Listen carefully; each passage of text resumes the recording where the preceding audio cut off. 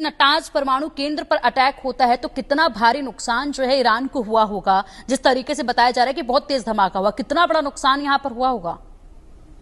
देखिए, ईरान की ऐसा खबरें तो आ रही हैं कि इजराइल ने उनकी न्यूक्लियर फैसिलिटी पे भी अटैक कर दिया और ये कर दिया।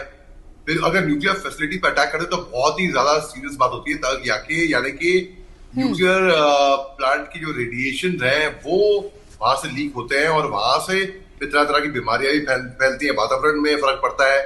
तो नुकसान तो बहुत भीषण, बहुत गंभीर, बहुत ही डीप होता है फिर। और केवल जो वहां पे धमाके हुए वहीं नहीं, न्यूक्लियर रेडिएशन लीक से ही नुकसान होते हैं। तो नुकसान तो बहुत बड़ा हुआ होगा ईरान को यहाँ पर, और ईरान यहाँ पर इसको लाइटली भी नहीं लेगा, वो भी अपनी जवाबी कार्रवाई करेगा। अमेरिका को बीच में लग रहा है कि कहीं ईरान उस पर ना कार्रवाई कर दे। हाँ, मुकाबला तो है नहीं, अमेरिका वापस जवाबी कार्रवाई करेगा अगर अगर उन पे कोई कार्रवाई हुई तो।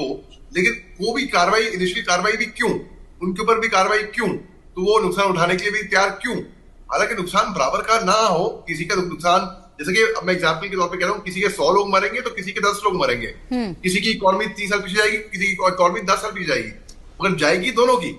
नुकसान दोनों का होगा, किसी का कम होएगा नुकसान, किसी का ज्यादा होएगा नुकसान, मगर नुकसान होगा दोनों का।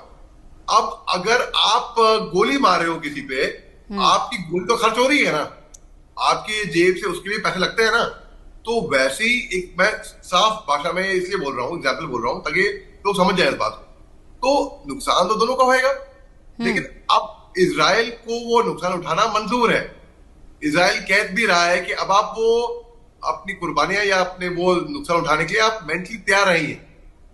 अगर इजराइल पलटवार ये करता है, इजराइल करेगा, ये ईरान करेगा, तो इजराइल को एक कदम उठाने पड़ेंगे। तो इजराइल में ऑलरेडी ड्रिल सेट है कि ऐसे घटना स्थल पे ऐसी घटना जब घटती है तो क्या कार्रवाई करनी चाहिए आगे। ठीक है।